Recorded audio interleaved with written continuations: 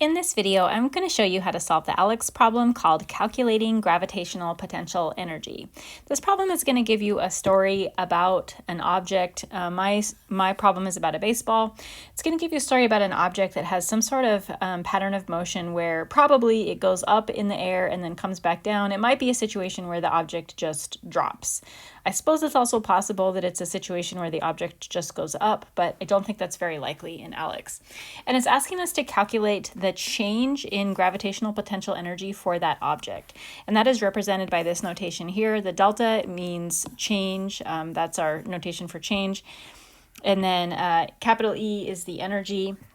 And that subscript G is just for saying that this is the energy due to gravity.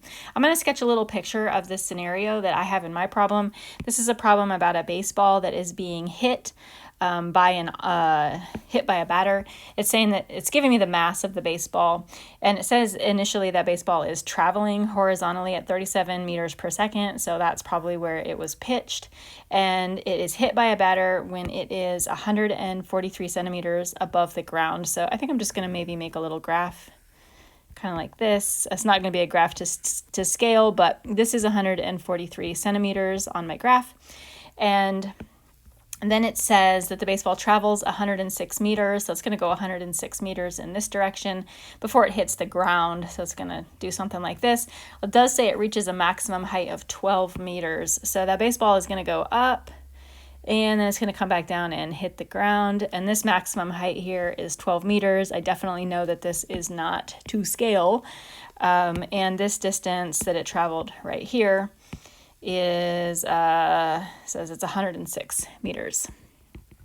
So we're being asked to calculate the change in gravitational potential energy, and that comes from the difference in the initial height of the baseball and the final height of the baseball. So it's talking about the difference between the height initially when the baseball was hit versus the height at the end when the baseball hit the ground, which we can assume when it hits the ground, it's landing on the ground at 0 centimeters. So the information that the baseball traveled 106 meters in a direction that is actually irrelevant to the problem. It doesn't make a difference at all. Also, the maximum height of the baseball is irrelevant as well. All that we're comparing is the initial and the final height, so it doesn't really matter how high the baseball gets. We're only concerned with this distance right here. Another thing that's irrelevant is the initial speed of the baseball, or any speed of the baseball, because we're calculating the gravitational energy. This is just the energy that is experienced as the Earth is pulling that baseball back down. So how fast it goes is completely irrelevant to this problem. The equation that we're going to use to perform this calculation is delta Eg, the change in energy due to gravity, is equal to mgh. And in this equation, m is the mass of the object. In my case, it's the mass of the baseball, and it needs to be in units of kilograms. G is the gravitational constant, acceleration due to gravity. You can look that up anywhere. It's in the ALEKS data tab, so it's going to be over here in the table of constants. It is 9.8 meters per second squared. And then this is the height. So this, I'm going to make a note. This is just a constant. That's going to be the same value every time you solve this problem. And then h is the height. Say that differently. This is the difference in the final, initial and final heights. It's the distance is represented right here on the graph. And this distance, the height, needs to be in meters for this equation to work. So let's go ahead and plug in what we have. We know that the baseball's mass is 148 grams. That needs to be in units of kilograms, so we can do a unit conversion here. 1 kilogram is 1,000 grams. So that baseball has a mass of 1.48 kilograms. 0.148 kilograms.